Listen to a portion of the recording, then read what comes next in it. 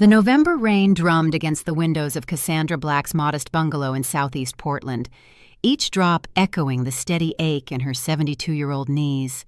She stood at her kitchen sink, watching water cascade down the glass while her arthritic fingers wrapped around a warm mug of chamomile tea.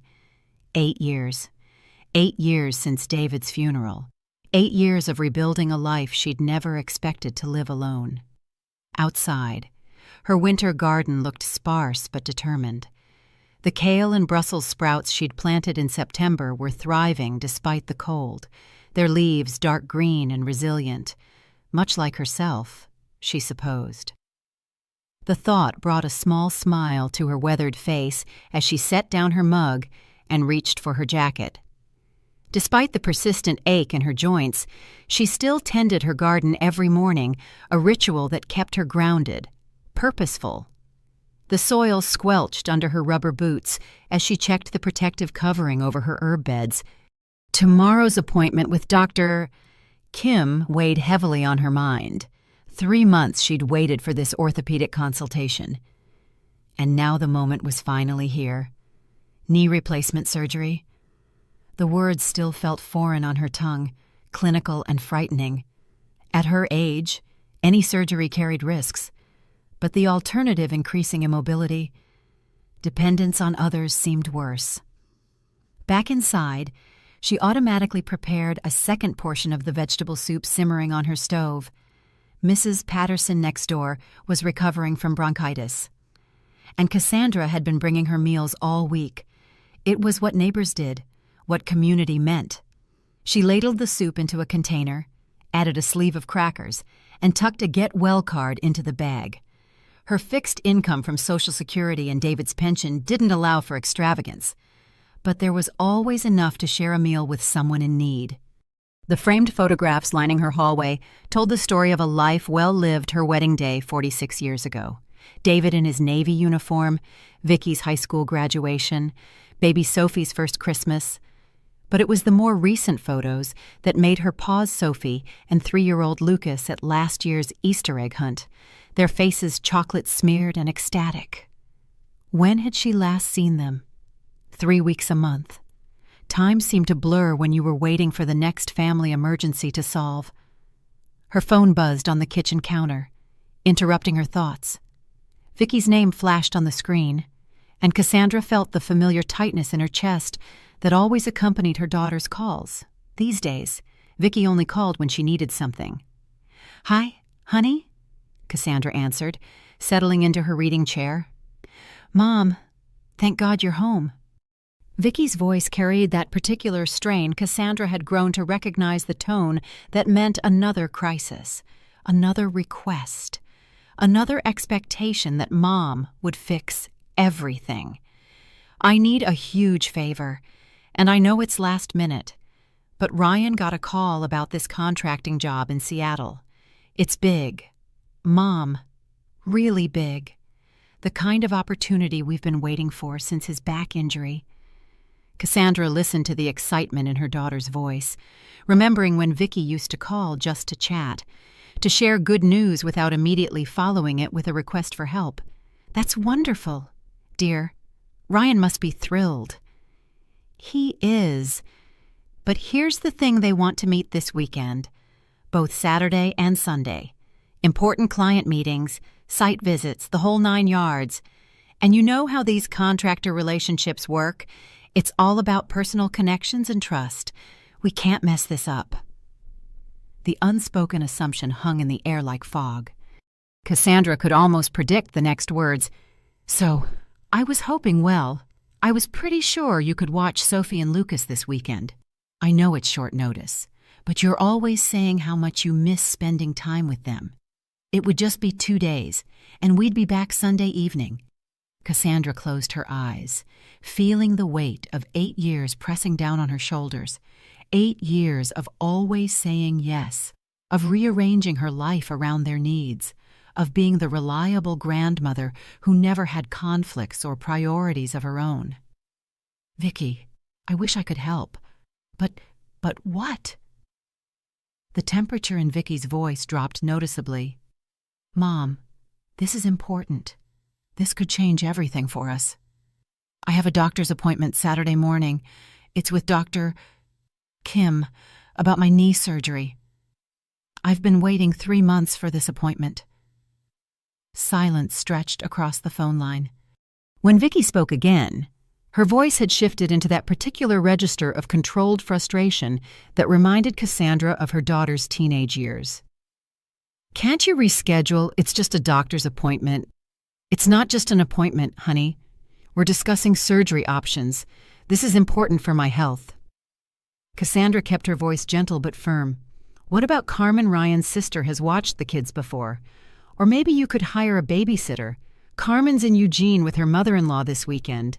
And Mom, do you have any idea how much babysitters cost? Especially for a whole weekend with a 3-year-old? The accusation in Vicky's tone made Cassandra's stomach tighten. "I'm sorry, sweetheart, but the timing just doesn't work. Perhaps you could take the children with you." "To business meetings, Mom. Are you serious?"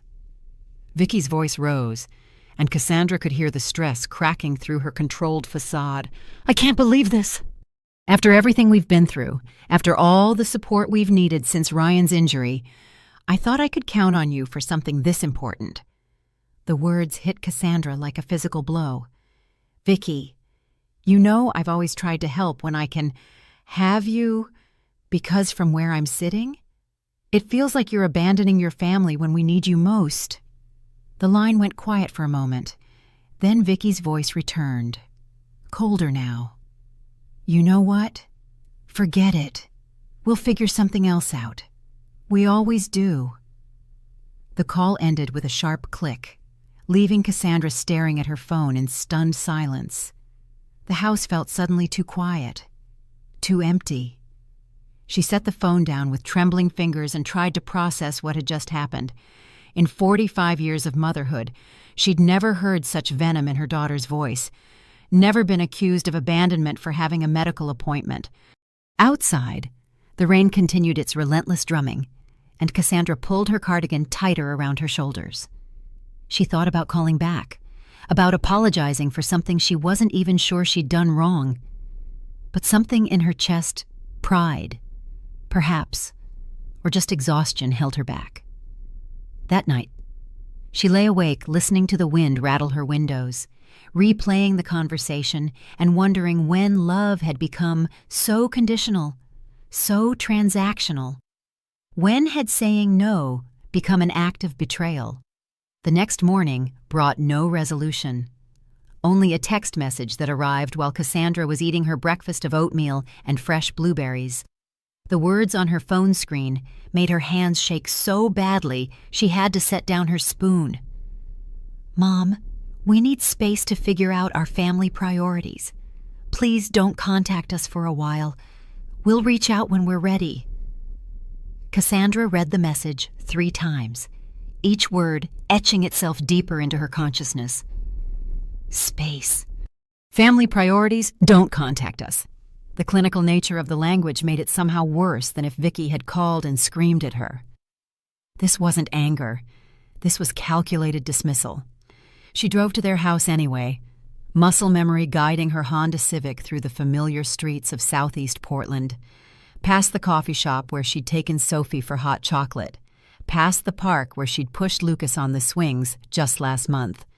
Their neighborhood was a testament to young families and old dreams craftsman houses with wide porches, bikes abandoned on front lawns. The detritus of busy lives lived at full speed. Vicky and Ryan's 2-story home sat on a corner lot, its sage green exterior and white trim exactly as they'd painted it 3 years ago. Cassandra remembered that weekend vividly. She'd been the one to suggest the color, had helped tape the windows and paint the intricate trim work around the front door. The mortgage for this house was partly hers, too, though she'd never mentioned that to anyone. Co-signing had seemed like such a small thing when they were desperate and their credit wasn't quite good enough on its own. She parked across the street and sat for a moment, gathering courage.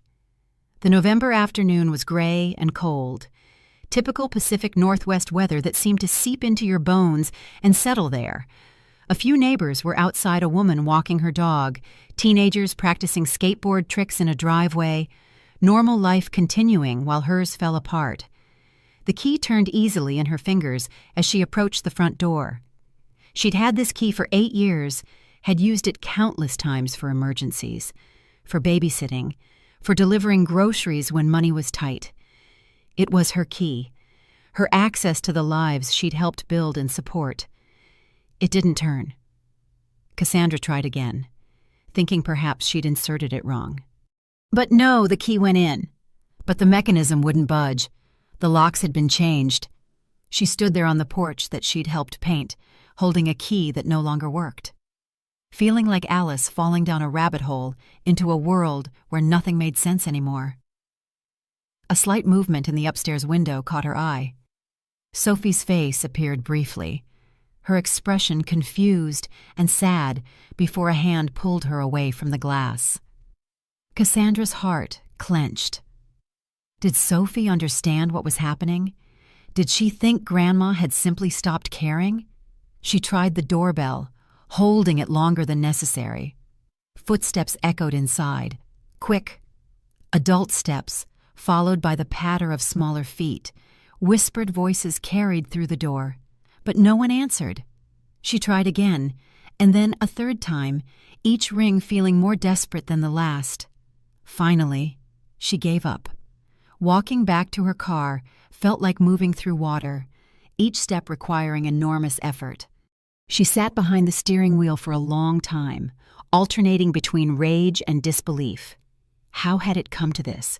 How had her love for her family been transformed into something that warranted changing locks and cutting contact?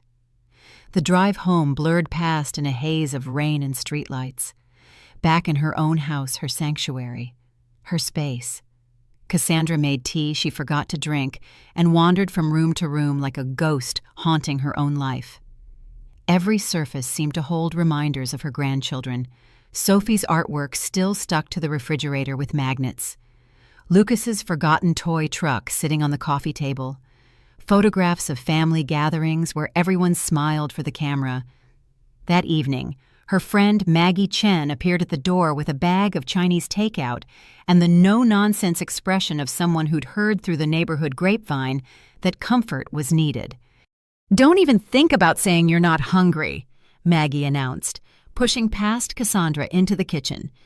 "Mrs. Patterson mentioned you seemed upset today when you brought her soup, and your lights have been on all afternoon. That usually means you're pacing and overthinking." Cassandra had known Maggie for 15 years, ever since the Chens had moved into the Blue House 2 blocks over.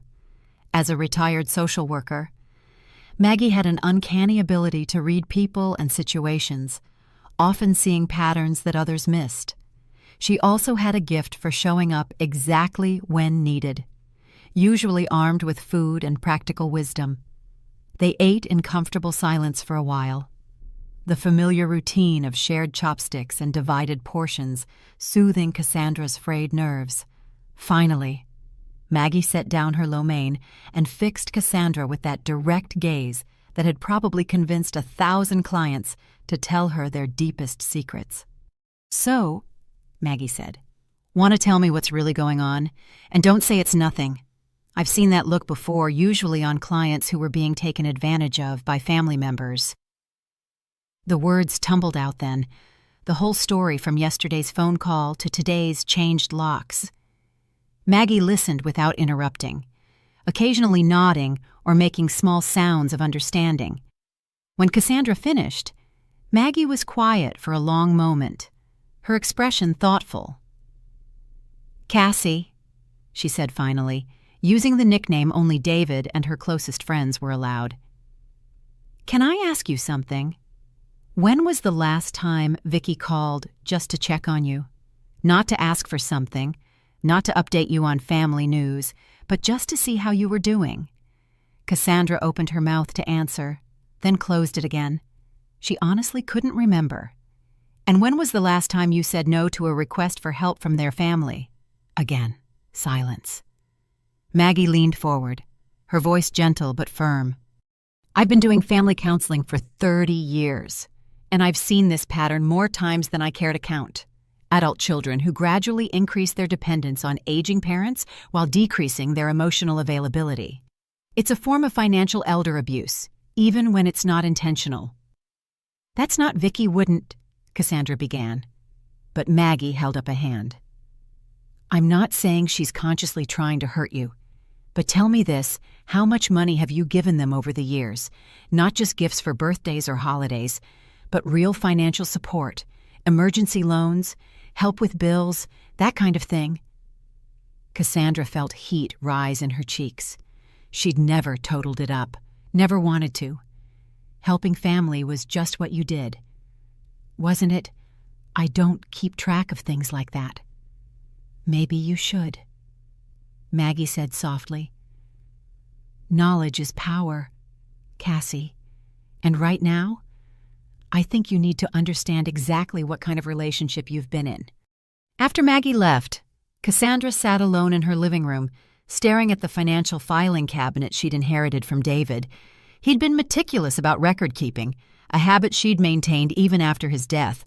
Every bank statement, every canceled check, every receipt was filed away in chronological order. She'd never had reason to examine them for patterns, for the cumulative weight of 8 years of saying yes. But tonight, something in Maggie's words had planted a seed of curiosity that wouldn't be ignored. What would the numbers tell her? What story would they reveal about the relationship she'd thought was built on love and mutual support? The filing cabinet seemed to loom larger than usual in the lamplight, full of secrets she'd kept even from herself. Cassandra's kitchen table had never looked like this before, covered with 8 years of bank statements, canceled checks, and receipts, organized into neat piles by year like evidence at a crime scene. The oak table that had hosted countless family dinners, homework sessions, and birthday cake cutting ceremonies now served as a makeshift forensic accounting station. She'd been awake since 4:30, unable to sleep after her conversation with Maggie, and had finally given up the pretense of rest to face the truth her records might reveal. The early morning light filtering through her lace curtains illuminated numbers that told a story she'd been too busy living to notice. Her methodical librarian training served her well. Now she'd always kept meticulous records, just as David had taught her during their early marriage when money was tight and every dollar needed to be accounted for. What she'd never done was look at the patterns, the cumulative impact of 8 years of saying yes to every request, every emergency, every crisis that required her immediate financial intervention. She started with 2016, the year David died, and everything changed. The receipts and bank statements from that period still carried the emotional weight of fresh grief, his final medical bills, the funeral expenses, the overwhelming paperwork of becoming a widow. But scattered among those expected costs were others $12,000 for Vicky and Ryan's house down payment. Made just 3 months after David's funeral, when Cassandra was still struggling to understand her new financial reality as a single person. Emergency room bills, when Ryan's back injury meant months without work, she whispered to herself. Reading the memo line on a $8,000 check, she remembered that crisis vividly, Ryan falling from scaffolding on a construction site, the complex surgery, the months of uncertainty about whether he'd ever work again.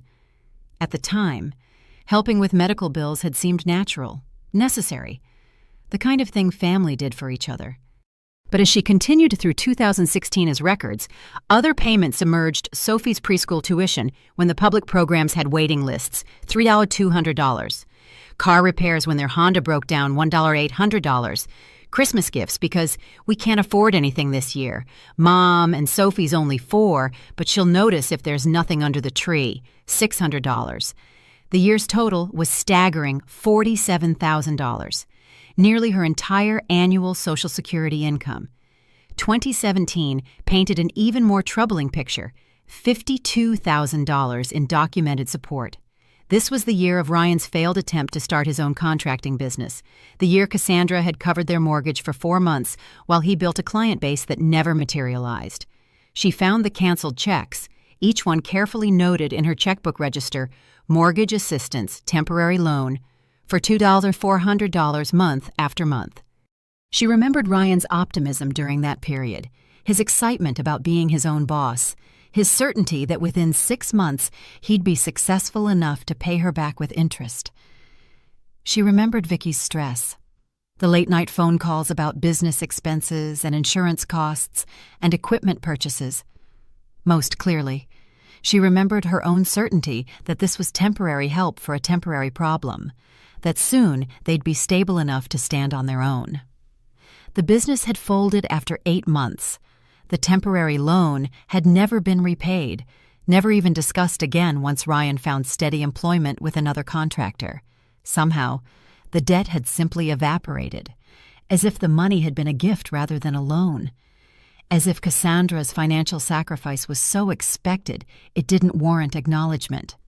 2018 through 2020 blurred together in a haze of escalating support fertility treatments when Vicky and Ryan decided to try for a second child $8,000.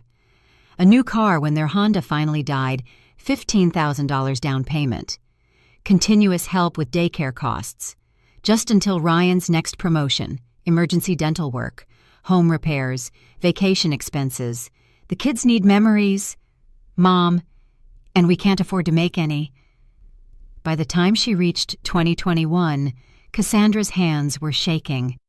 The numbers had grown larger, the requests more frequent, the justifications more elaborate.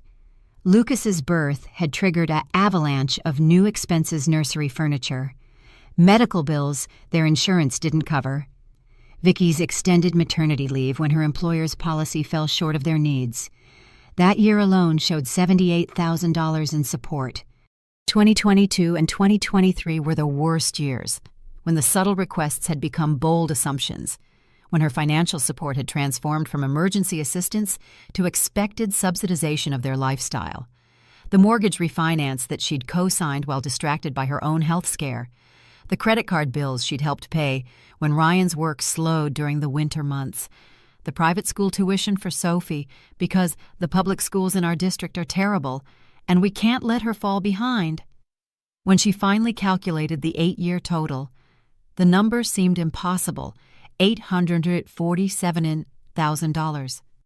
$847,000, more than twice her annual income, every single year. Money from her retirement accounts, from David's life insurance, from the careful savings they'd accumulated over 4 decades of marriage spent living within their means and planning for their future. But it wasn't just the staggering total that made her stomach clench with recognition. It was the pattern that emerged when she arranged the receipts chronologically. Vicky's emergencies weren't random. They followed cycles that corresponded with discretionary spending visible on social media. The urgent request for grocery money in March 2021 had come the same week Facebook photos showed new living room furniture. The desperate plea for help with utilities in September 2022 had coincided with vacation pictures from a weekend in wine country. Cassandra pulled out her phone and scrolled through Vicky's Facebook posts, cross-referencing dates with her financial records. The pattern was undeniable and heartbreaking. Emergency requests consistently followed luxury purchases. New appliances appeared in kitchen photos just days before panicked calls about mortgage payments. Family restaurant outings were documented the same weeks Cassandra received emotional appeals about not being able to afford groceries.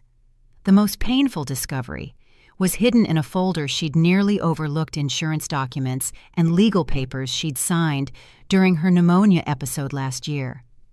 In her weakened, medicated state, she'd signed what she thought were simple beneficiary updates and medical consent forms. Looking at them now with clear eyes, she realized one document was far more significant, a power of attorney agreement that gave Vicky broad access to her accounts and financial decisions. The realization hit her like ice water. Vicky had been using this power of attorney to make small transfers without explicit permission for each transaction. The amounts were careful $300 here. $500, they're always small enough to escape immediate notice, but adding up to thousands over the months since she'd signed the papers. Technically legal under the terms of the document, but ethically devastating. Cassandra sat back in her chair, overwhelmed by the scope of what she'd discovered. This wasn't a series of unfortunate emergencies requiring temporary assistance. This was systematic financial extraction, disguised as family support, manipulation so gradual and consistent that she'd never recognized it for what it was. Her phone rang, startling her from her dark reverie. An unknown local number displayed on the screen. Mrs. Black. This is Janet Walsh, attorney at law. Margaret Chen gave me your number and said you might need some consultation regarding family financial matters. Maggie. Of course, Maggie had already found her a lawyer, probably someone she'd worked with during her social work career. Even in her overwhelming moment of discovery, Cassandra felt grateful for friends who took action while she was still processing shock. Yes, Cassandra said, her voice steadier than she felt. I think I do need help. 2 hours later, Cassandra sat in a downtown Portland law office that managed to feel both professional and comforting. Janet Walsh was a woman in her early 60s with silver hair pulled back in a practical bun and eyes that missed nothing. Her office walls were lined with certificates and family photos, but also with testimonials from clients, many of them elderly people who'd found themselves in situations similar to Cassandra's. What you're describing is unfortunately common, Janet said after reviewing the documents Cassandra had brought in 2 overstuffed folders. Adult children who gradually increase their financial dependence while maintaining emotional distance from the parent providing support. The pattern you've documented is textbook financial elder abuse, even when it's rationalized as helping family. The phrase financial elder abuse made Cassandra wince, but Janet continued with the matter-of-fact tone of someone who'd seen this scenario countless times. This power of attorney document is quite broad, Janet said, her finger tracing the signature lines Cassandra barely remembered signing. Your daughter has access to most of your accounts, can make financial decisions on your behalf, even transfer money without your explicit approval for each transaction. These small transfers you've highlighted, they're technically legal under the terms you agreed to, but they represent a significant ethical breach. Janet turned her laptop screen toward Cassandra, showing a spreadsheet she'd quickly created from the bank records. Let me show you something. These transfers here, they cluster around dates when you were dealing with health issues or family stress. The amounts are carefully calibrated to avoid triggering automatic bank notifications, but they add up to substantial sums over time. Looking at the data visualization, Cassandra could see the pattern she'd missed while living through it, money leaving her accounts in small, steady streams during her most vulnerable moments. The pneumonia episode last winter had coincided with 12 separate transfers totaling $4,800. Her colonoscopy and the anxious weeks waiting for results had seen another $3,200 disappear in increments of $200 to $500. Oh my God, Cassandra whispered, the full scope of the manipulation finally becoming clear. I trusted her completely. I thought she was only taking what I'd explicitly agreed to give. Trust isn't the issue here, Janet said gently. The issue is boundaries. Even family members need clear legal and financial boundaries, especially when significant money is involved. Trust without boundaries isn't love, it's enablement. And the lawyer leaned forward, her expression both professional and compassionate. The question now is, what do you want to do about this situation? You have several options, ranging from having a conversation with your daughter to pursuing legal remedies. Cassandra felt overwhelmed by the possibilities. A week ago, her biggest concern had been managing her knee pain and looking forward to Sophie's next visit. Now, she was sitting in a lawyer's office discussing financial abuse and legal remedies against her own daughter. I don't want to destroy my family, she said finally. But I also can't continue living like this. I can't keep being a bank that never gets repaid, a solution to every problem that doesn't want to be solved. Janet nodded, understanding. Let's start with protection rather than punishment. We can revoke the power of attorney immediately, set up new financial safeguards, and create legal documents that prevent future manipulation. That doesn't require confrontation, but it does require you to prioritize your own financial security. They spent the next hour outlining concrete steps revoking the power of attorney, changing account access, setting up automatic alerts for any unusual transactions, creating a new will with updated beneficiaries, establishing healthcare directives that couldn't be influenced by family pressure. There's one more thing, Janet said as their meeting concluded. You mentioned feeling guilty about setting boundaries with your daughter. I want you to consider something the most loving thing you can do for adult children who've become financially dependent is to stop enabling that dependence. As long as you continue to solve their problems, they'll never learn to solve their own. That afternoon, Cassandra kept her long-delayed appointment with Dr. Kim, the orthopedic surgeon who'd been trying to schedule her knee replacement for months. The medical office felt surreal after her morning and legal consultation, bright, efficient, focused on healing rather than protection from harm.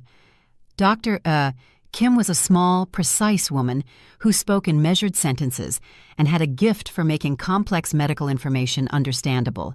The X-rays she showed Cassandra were stark black and white proof of deterioration that could no longer be ignored. The knee replacement is necessary if you want to maintain mobility, Dr. Kim said, pointing to the ghostly images that showed Cassandra's joint worn down to bone grinding against bone. But I'm also concerned about these bone density results. You're showing signs of significant osteoporosis, which increases both surgical risks and recovery time. Cassandra stared at the images of her own skeleton, seeing fragility she hadn't acknowledged. How long have I been ignoring this? The decline has been gradual, probably accelerated by stress and poor nutrition habits. When was your last comprehensive physical? When did you last see a nutritionist or discuss calcium supplementation? The answer was embarrassing years. She'd been so focused on managing everyone else's health crises, Ryan's back injury, Lucas's recurring ear infections, Vicky's anxiety-related digestive issues, her own mother's final illness 2 years ago, that she'd skipped her own appointments, postponed her own care, ignored her own body's increasingly urgent signals. During Ryan's recovery period, she'd driven him to countless physical therapy appointments while postponing her own routine mammogram. During Lucas's difficult first year, she'd stayed up nights helping with feedings and missed her own sleep, contributing to the exhaustion that had made her more susceptible to the pneumonia that nearly hospitalized her. During her mother's final months, she'd spent weekends driving to the nursing home while skipping her own recommended follow-up appointments. I've been taking care of everyone except myself, she admitted to Dr. Kim. That's common among women your age, especially those supporting adult children, the doctor replied with understanding. But we need to address your health comprehensively before surgery. Malnutrition and bone density issues will significantly impact your recovery time. Doctor, Kim outlined a pre-surgical plan that would require several weeks of nutritional supplements, bone density medication, and preparation that couldn't be rushed. I'll also need you to have a solid support system during recovery. This isn't a minor procedure. You'll need help with daily activities for at least 6 weeks, possibly longer given your bone density issues. The question hung in the air like a challenge. A week ago, Cassandra would have confidently named Vicky as her primary support person, would have assumed her daughter would rearrange her life to help, just as Cassandra had always done for her family. Now, she wasn't sure she even wanted that kind of help if it came with expectations and strings attached. I'm working on building that support system, she said carefully. I need to make some changes in my family relationships first. That evening, her phone rang with Elena Rodriguez's number. Her niece's voice carried confusion and concern that immediately put Cassandra on alert. Aunt Cassie, I got the strangest call from Vicky today. She was asking if I could loan them some money quite a bit. Actually, She said you'd cut them off and they were facing foreclosure on their house, but that doesn't sound like you at all. I thought maybe there was some misunderstanding." Cassandra closed her eyes, feeling the web of half-truths and manipulation spreading beyond her immediate family. "What exactly did she tell you, Elena?"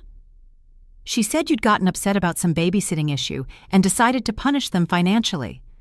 That they'd never asked you for much help before, but now they were desperate and didn't know where else to turn. She made it sound like you were being unreasonable and vindictive, like you were putting your pride ahead of their children's welfare." Elena's voice carried the careful hesitation of someone trying to navigate family politics without taking sides, but also the underlying concern of someone who'd noticed inconsistencies. "Aunt Cassie, I've been worried about some of Vicky's stories for a while. Every time she tells the story of Ryan's injury, the timeline changes slightly. Some of their financial struggles don't add up with what I see on their social media expensive dinners and new purchases during times when she says they can barely afford groceries." "You've noticed that too." Cassandra felt relief at having her observations validated by someone outside the immediate situation. "I didn't want to cause family problems by mentioning it, but something has felt off for months. When she called today asking for money, my first thought was to check with you directly. I'm glad I did." After Elena hung up, promising to call back in a few days to check on her, Cassandra sat in her kitchen, feeling both vindicated and sad. Her niece had recognized the manipulation patterns that she'd been too close to see clearly. The realization was validating, but also highlighted how isolated she'd become, how focused on managing her immediate family's needs at the expense of maintaining other relationships. She pulled out a fresh notebook, a habit from her librarian days, when complex research required systematic documentation, and began creating a comprehensive record of 8 years of financial support. Not for revenge or legal action, but for clarity.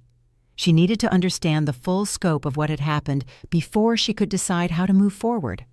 The documentation process took 3 hours and filled 37 pages with careful notations, every request cataloged with date, amount, stated reason, and actual outcome. Every emergency cross-referenced with social media posts and lifestyle evidence that contradicted the crisis narrative. The pattern that emerged was devastating in its consistency. Vicky's emergencies coincided with discretionary spending, not genuine need. The March 2021 request for grocery money because we literally have nothing to eat had come the same week as Facebook photos showing elaborate Easter brunch preparations and new spring decorations throughout their house. The September 2022 emergency utility payment had happened during a month when their Instagram stories documented 3 different restaurant dinners and a weekend trip to the coast. Most painful was the realization that many of the loans had been requested during Cassandra's own difficult periods when she was grieving David, recovering from illness, or dealing with her own family crises. The timing wasn't coincidental, it was strategic. Vicky had learned to approach her mother when she was most vulnerable, most likely to say yes without asking difficult questions. But beyond the financial manipulation, Cassandra recognized a deeper pattern of emotional exploitation. Every time she tried to assert her own needs to grieve David properly, to prioritize her health, to maintain friendships outside the family, Vicky had responded with guilt, pressure, and subtle accusations of selfishness. Her daughter had systematically trained her to believe that good mothers didn't have needs of their own, that family love meant unlimited availability and resources. The next morning, she returned to Janet Walsh's office with her documented research and a new sense of determination. "I want to revoke the power of attorney immediately," she said without preamble as she settled into the chair across from Janet's desk. "I want to change my will, set up new financial protections, and make sure this pattern can't continue." Janet nodded approvingly. "What about your current beneficiaries? Your will currently leaves everything to your daughter and her family." Cassandra had spent the sleepless hours before dawn thinking about this question. "I want to set up a trust for Elena's children instead. She visits every year not because she needs anything, But because she genuinely cares about maintaining our relationship, she calls to check on me without following up with requests for money. She offers help without expecting payment in return. And your daughter, she'll inherit nothing financial from me, Cassandra said, feeling the weight of the decision but also its rightness. She's already received nearly $1 million over 8 years.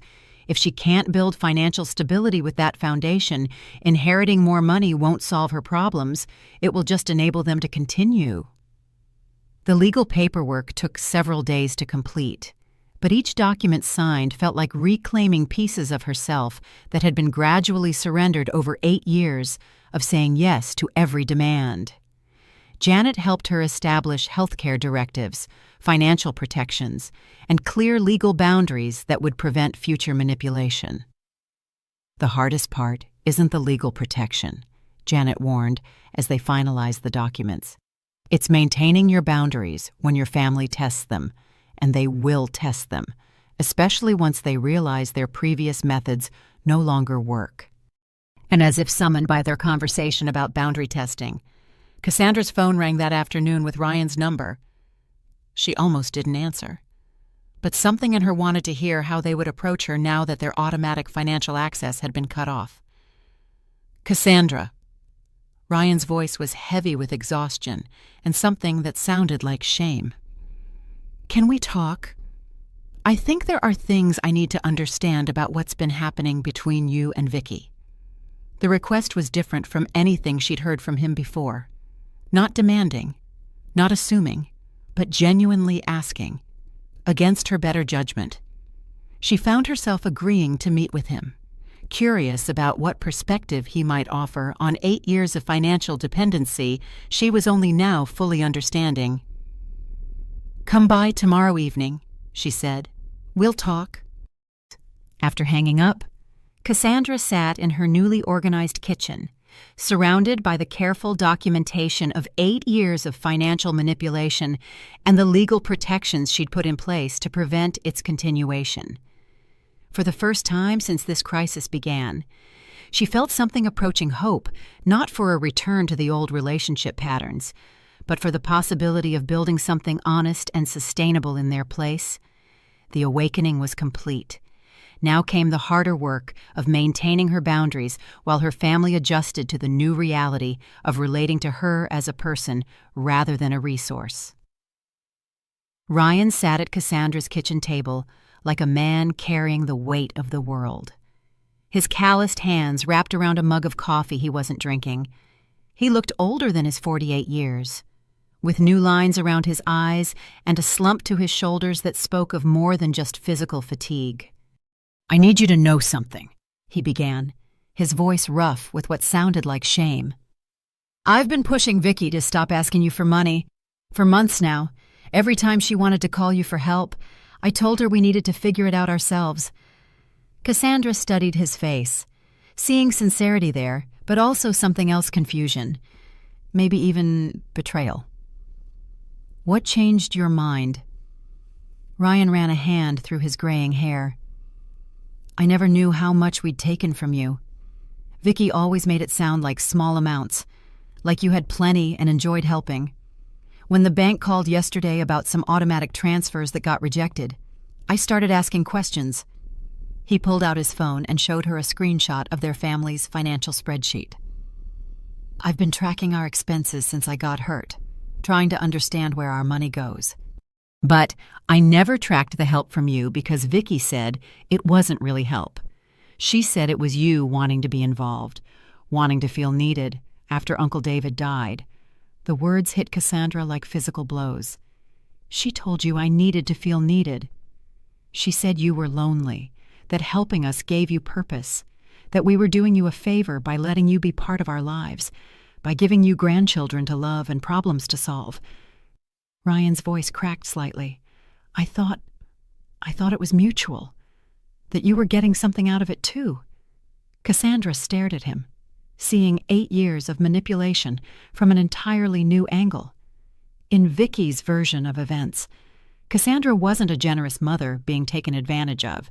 She was a lonely widow being given purpose and meaning through the privilege of solving other people's problems. Ryan, she said carefully, did you know I co-signed your mortgage refinance? His face went pale. What no? Vicky said her credit had improved enough that we qualified on our own. She said you just needed to sign some papers as a witness or something. The front door opened before Cassandra could respond, and Vicky's voice carried through the house. Ryan, your truck's outside. What are you— She appeared in the kitchen doorway and stopped short, her expression cycling rapidly through surprise, anger, and something that might have been fear. What the hell are you doing here? She demanded, but her eyes were fixed on Cassandra rather than her husband. Trying to understand what's been happening to our family, Ryan said quietly. Trying to understand how we ended up owing your mother nearly $1 million. Vicky's face flushed red. That's not your exaggerating. And it's not owing. It's family, helping family.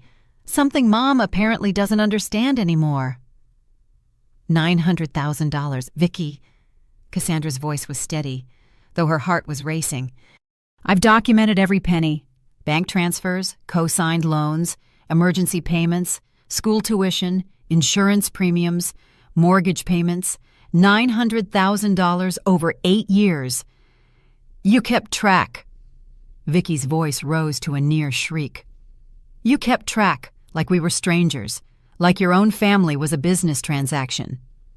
I kept records because I'm a librarian, because organization is what I do. I never added them up because I never wanted to think of family love in terms of money. Cassandra stood, feeling stronger than she had in months.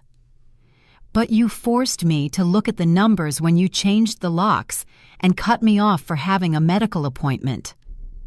Ryan was staring at his wife with an expression of dawning horror. Vicky, you changed the locks. She's been helping us for years, and you changed the locks because she couldn't babysit one weekend. She abandoned us, Vicky shouted, tears streaming down her face now. When we needed her most, she chose herself over family, just like she always does when things get hard. When have I ever— Cassandra began, but Vicky cut her off. When Dad was dying. You spent all your time at the hospital instead of helping me manage the kids and the house. When Ryan got hurt, you kept asking if I was okay instead of just handling things. When Lucas was sick last winter, you wanted to discuss his symptoms instead of just taking him so I could work. The accusations hung in the air, each one a revelation of how differently Vicky had interpreted events. In her mind, Cassandra's attempts to be emotionally present, to check on her daughter's well-being, to be included in family decisions, were actually selfishness disguised as concern. Vicky, Ryan said slowly, your mom was grieving her husband. She was trying to be supportive while dealing with her own loss. She had choices. Vicky whirled on him. She could have made things easier for everyone, but she chose to make them harder. She chose her feelings over our needs. Cassandra felt something crystallize in her chest, a moment of perfect clarity that cut through 8 years of confusion and self-doubt. You're right, she said quietly. I did choose my feelings. I chose to grieve my husband instead of immediately replacing him with grandchildren to raise.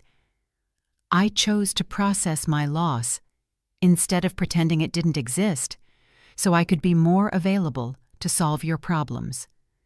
She moved closer to Vicky, seeing her daughter clearly for perhaps the first time. And you punished me for it, every time I had needs of my own. You reminded me that family comes first. Every time I hesitated before saying yes, you made me feel guilty for not being generous enough, available enough, selfless enough. That's not— Vicky started, but Cassandra held up a hand. You convinced yourself that I needed to be needed so badly that taking my money was actually kindness. You rationalized my help as mutual benefit, as if I was getting equal value from paying your bills and solving your crises. Cassandra's voice grew stronger with each word, but when I finally said no to something, when I finally prioritized my own health. You didn't hesitate to cut me off completely." Ryan was looking at his wife as if seeing her for the first time. "Jesus, Vicky. Do you hear yourself? She's been supporting us for 8 years, and you're angry at her for going to the doctor. It wasn't just about the appointment." Vicky's composure cracked completely. "It was about the timing, about her choosing herself when we needed her most. This job could have saved our marriage, could have gotten us back on our feet, and she knew that. Our marriage needs saving because we've been living beyond our means and depending on your mother to bail us out," Ryan said, his voice heavy with realization. "Not because she went to a medical appointment." Vicky collapsed into a chair, her anger dissolving into exhausted tears. "I thought she understood. I thought she wanted to help. After Dad died, she seemed so lost, so purposeless. We gave her grandchildren to love, problems to solve, a reason to get up in the morning. You charged me for access to my own grandchildren," Cassandra said softly. "Every visit, every relationship, every moment of love came with a price tag, and when I couldn't pay anymore, you took them away." The kitchen fell silent except for Vicky's quiet sobbing. Ryan reached across the table and took his wife's hand, but his eyes remained on Cassandra. "What happens now?" he asked. Cassandra looked at her daughter, really looked at her. She saw exhaustion and fear beneath the manipulation, genuine terror about their financial future, real anxiety about losing the life they'd built on borrowed money and borrowed time. But she also saw entitlement so deep it had become unconscious, an assumption that other people existed to solve her problems. "Now you figure out how to live within your means," Cassandra said. "Now you take responsibility for your own family's finances. Now you learn what it means to be independent adults." "And us," Vicky whispered. "What about our relationship?" Cassandra considered the question, feeling the weight of 45 years of motherhood, of love and disappointment and hope and heartbreak. "I don't know," she said honestly. "I love you, Vicky. I always will. But I can't trust you anymore. I can't have a relationship where my value is measured by my usefulness, where my love is only appreciated when it comes with a check." Ryan stood slowly. "Vicky, we need to go home." "We need to talk, and we need to figure out how to move forward without—" He gestured around Cassandra's kitchen, encompassing 8 years of dependence in a single movement. After they left, Cassandra sat alone in her kitchen, listening to the quiet tick of the wall clock and the distant hum of her refrigerator. The house felt different, not empty, but clean, like a space that had been cleared of clutter, ready for something new to grow. Her phone buzzed with a text from Sophie, sent from Ryan's phone.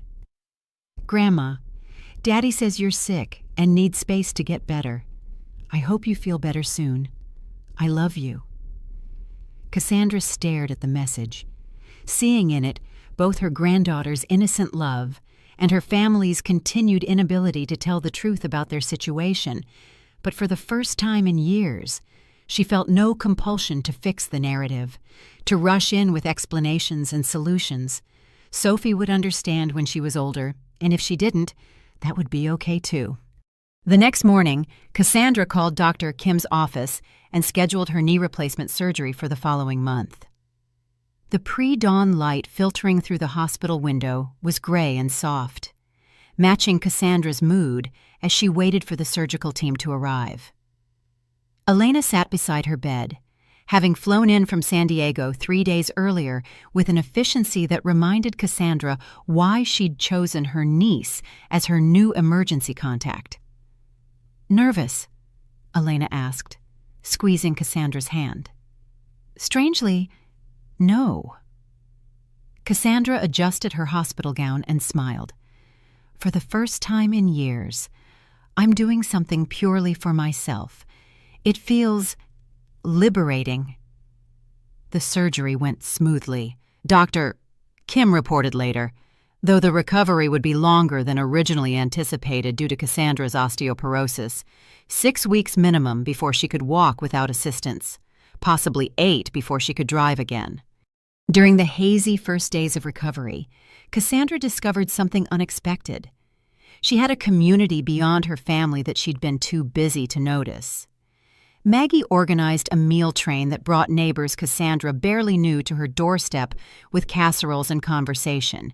Mrs. Patterson, recovered from her bronchitis, insisted on doing Cassandra's grocery shopping. The young couple from 3 houses down offered to walk her mail to the door each day, their toddler always excited to see Grandma Cassie through the window. Elena stayed for 3 weeks, working remotely from Cassandra's kitchen table while managing physical therapy appointments and medication schedules. But more than that, she provided something Cassandra hadn't realized she'd been missing: unconditional presence. Elena never asked for anything, never treated Cassandra's recovery as an inconvenience, never made her feel guilty for needing help. "You know," Elena said one afternoon while helping Cassandra with her exercises, "I've been thinking about what you told me about Vicky's rationalization that you needed to feel needed. It's such a toxic way to view relationships." Cassandra paused in her leg lifts, considering her niece's words. "I think I believed it myself for a while. After David died, I felt so useless, so disconnected from purpose. When Vicky started asking for help, it did make me feel important again. But that's not the same as being used," Elena pointed out. "Healthy relationships involve mutual support, not one person constantly extracting resources from another while justifying it as kindness." The insight hit Cassandra with surprising force. She had felt needed in those early years after David's death, but she'd also felt increasingly invisible as a person with her own needs and desires. Every conversation with Vicky had become about solving problems or providing resources. When had they last talked about Cassandra's interests, her health, her dreams for the future as her mobility improved? Cassandra began venturing beyond her house. The local library welcomed her back with enthusiasm, asking if she'd consider leading a reading discussion group for seniors. The community center needed volunteers for their literacy program. Slowly, carefully, she began rebuilding an identity that existed independent of her usefulness to family members. 2 months into her recovery, Cassandra received an unexpected phone call. Ryan's voice was tired but clearer than she'd heard it in years. "Cassandra, I wanted to update you on our situation. We've put the house on the market. Found a smaller place we can actually afford without outside help. Vicky's been resistant, but she's starting to understand that we can't keep living the way we were." Cassandra felt a complex mix of emotions: sadness that it had come to this, relief that they were taking responsibility, worry about the impact on Sophie and Lucas. How are the children handling the move? Better than expected. Honestly, Sophie's excited about her new room, and Lucas is too young to understand much beyond new house. Vicky's been... He paused, searching for words. "She's been in therapy, trying to understand how our relationship patterns got so unhealthy." "That's good to hear. She wants to call you." Ryan continued carefully. "Not to ask for anything, just to talk. But I told her she needed to wait until you were ready, until you reached out first. I hope that's okay." Cassandra considered this. Part of her longed to hear Vicky's voice, to know that her daughter was working towards something healthier. But another part of her, the part that had been burned by too many false reconciliations, remained cautious. "I appreciate you respecting my boundaries," she said finally. "When I'm ready to talk, I'll let you know." 3 weeks later, a hand-drawn envelope appeared in Cassandra's mailbox. Sophie's careful 8-year-old handwriting spelled out her grandmother's address, and inside was a birthday party invitation decorated with purple crayon flowers and glitter that scattered across Cassandra's kitchen table.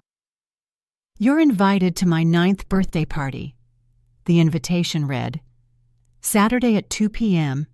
There will be cake and games, and I hope you can come. Love, Sophie, P.S.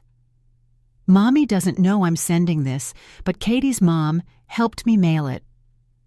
Cassandra stared at the invitation for a long time, feeling the weight of decision. Attending would mean seeing Vicky and Ryan, navigating the complex emotions of a relationship in transition.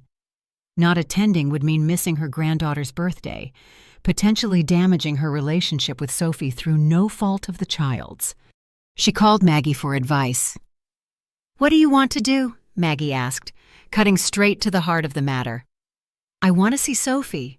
I want to celebrate her birthday and remind her that she's loved, but I also want to protect the peace I've built these past few months." "Can you do both? Can you go for Sophie without compromising your boundaries with Vicky?" Cassandra thought about this. Maybe. If I keep it short, if I focus on Sophie, if I don't get drawn into larger family conversations, then go, Maggie said simply. Go for your granddaughter and leave when you need to leave. The house looked smaller than Cassandra remembered. Vicky and Ryan's new home was a modest ranch style in a neighborhood of young families and established trees, the kind of place that spoke of realistic expectations rather than aspirational dreams. Cassandra parked on the street and sat for a moment, gathering her courage. Through the front window, she could see balloons and party decorations, hear the sound of children's laughter mixing with adult conversation. Normal family celebration sounds that reminded her of Sophie's earlier birthdays, when the family relationships had seemed simpler and more secure. Sophie answered the door before Cassandra could knock, her face lighting up with pure joy. "Grandma, you came? I wasn't sure if you would, but I hoped and you're here."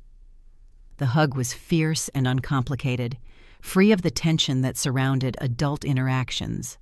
For a moment, Cassandra felt nothing but love for this bright, sweet child who had somehow managed to maintain her affection despite the complicated adult dynamics swirling around her. "Happy birthday, sweetheart," Cassandra said, handing over a carefully chosen gift, a set of journals and colored pens, something to encourage Sophie's love of writing and drawing. The party was exactly what a 9-year-old's birthday should be: chaotic, loud, and filled with friends from school and the neighborhood. Cassandra found herself talking with other parents, comparing notes about local schools and community activities. It felt good to be seen as Sophie's grandmother rather than as a family drama participant. Vicky approached carefully, as if crossing a minefield. She looked different, thinner, more tired, but also somehow more grounded than Cassandra remembered. "Mom," she said quietly, "thank you for coming. It means everything to Sophie." "I'm here for her," Cassandra replied, not unkindly, but with clear boundaries. "She deserves to have family at her birthday." Vicky nodded, accepting the limitation without argument. "I know we have a lot to work through. I know I hurt you badly, and I'm trying to understand how that happened. My therapist says I developed some unhealthy patterns around asking for help." Cassandra studied her daughter's face, seeing genuine remorse there, but also the caution that came from months of enforced independence. "I'm glad you're getting help, Vicky, but I'm not ready for that conversation yet." "I understand. I just wanted you to know that I'm trying to do better. For my kids, for Ryan, for myself." They were interrupted by Sophie calling for cake cutting, and the moment passed without forced reconciliation or premature forgiveness. Throughout the rest of the party, Cassandra maintained polite distance from Vicky while engaging warmly with Sophie and Lucas. She stayed exactly as long as felt comfortable, long enough to sing "Happy Birthday" and watch Sophie blow out her candles, short enough to avoid the emotional exhaustion that family gatherings had once triggered. As she prepared to leave, Sophie grabbed her hand. "Grandma, will you come to my school art show next month? I have 3 paintings in it, and one of them is of you in your garden." Cassandra's heart clenched with love and possibility. "I would love to see your art show. Sophie, have your dad text me the details." Driving home, Cassandra felt something she hadn't experienced in months: cautious hope. Not for a return to the old relationship patterns, not for pretending the hurt hadn't happened, but for the possibility of building something new and healthier with the family members who were willing to respect her boundaries. At home, she sat in her garden with a cup of tea, watching the late afternoon light filter through the trees she and David had planted 30 years ago. Her phone buzzed with a text from Elena. "Hope the party went well. Love you. Aunt Cassie." Another text followed from Ryan. "Sophie's art show is November 15th at 7 p.m., Lincoln Elementary. Thank you for making her birthday special." Simple messages without hidden agendas or unspoken expectations. Communication that asked for nothing beyond acknowledgement. That evening, Cassandra pulled out the journal she'd been keeping since her surgery, a record of her recovery, her thoughts, her gradual rebuilding of a life centered on her own needs and desires. The pages chronicled a journey from victim to survivor to someone actively choosing her own happiness. She wrote, "Today I went to Sophie's birthday party. I stayed for exactly as long as I wanted to stay. I gave love without giving money, time without giving myself away. I think this is what healthy boundaries feel like, not walls that keep love out, but gates that let me choose when and how to let it in." The phone rang one more time that evening. Maggie, checking in as she always did. "How did it go?" she asked. "It went," Cassandra said, and found herself smiling. It went exactly as it needed to go. 6 months later, Cassandra stood in her kitchen preparing dinner for 2, herself and Elena, who was visiting for a long weekend. The house felt fuller than it had in years, not because it was crowded with other people's needs and crises, but because it was filled with chosen relationships based on mutual affection and respect. Sophie called once a week now, usually with Ryan's help, but sometimes sneaking calls from school when she had exciting news to share. The conversations were light and loving, focused on 8-year-old concerns like playground friendships and art projects. Exactly what a grandmother-granddaughter relationship should be. Vicky had sent 2 letters over the past months, carefully worded attempts at apology and explanation that showed genuine self-reflection. Cassandra had read them, appreciated the effort, but hadn't responded yet. Some wounds needed time to heal before forgiveness became possible, and some relationships needed complete reconstruction rather than simple repair. The garden outside her window was thriving in the spring sunshine, filled with vegetables and flowers she'd planted for her own pleasure rather than to share with others. She'd learned to cook for one again, to plan activities that interested her, to spend money on her own needs without guilt. At 73, she was finally learning to put herself first without apologizing for it. Elena appeared in the kitchen doorway, hair tousled from a nap and looking remarkably like Cassandra had at her age. "Something smells amazing. Can I help?" "Just keep me company," Cassandra said, handing her niece a glass of wine. "Tell me about your work, your life, your plans. Tell me something that has nothing to do with problems that need solving." As Elena launched into a story about her latest photography project, Cassandra felt the deep satisfaction of a relationship built on genuine interest rather than obligation. This was what family could be when it was chosen rather than endured, when love flowed in both directions, when helping was offered freely rather than extracted through guilt and manipulation. The last entry in her journal that night was simple. "I am enough, just as I am, without providing anything to anyone else. I am enough." It took me 73 years to learn this, but better late than never. Outside her bedroom window, the Portland night was clear and quiet, full of possibility for whatever came next, for the first time in 8 years. Cassandra fell asleep without worrying about whose crisis would wake her up, whose needs would reshape her tomorrow, whose emergencies would take precedence over her own life. She slept the deep, peaceful sleep of someone who had finally learned the difference between love and exploitation, between helping and enabling, between being needed and being used. In the morning, she would tend her garden, call her friend Maggie, maybe write another letter to Elena's children for the trust fund that would someday help them build their own independent lives. She would live fully as herself, for herself, while remaining open to healthy relationships that honored her worth. She had learned, finally, that taking care of others started with taking care of herself, and that the most loving thing she could do for her family was to stop enabling their dependence on her resources and start modeling what self-respect looked like. The last stand had become a new beginning,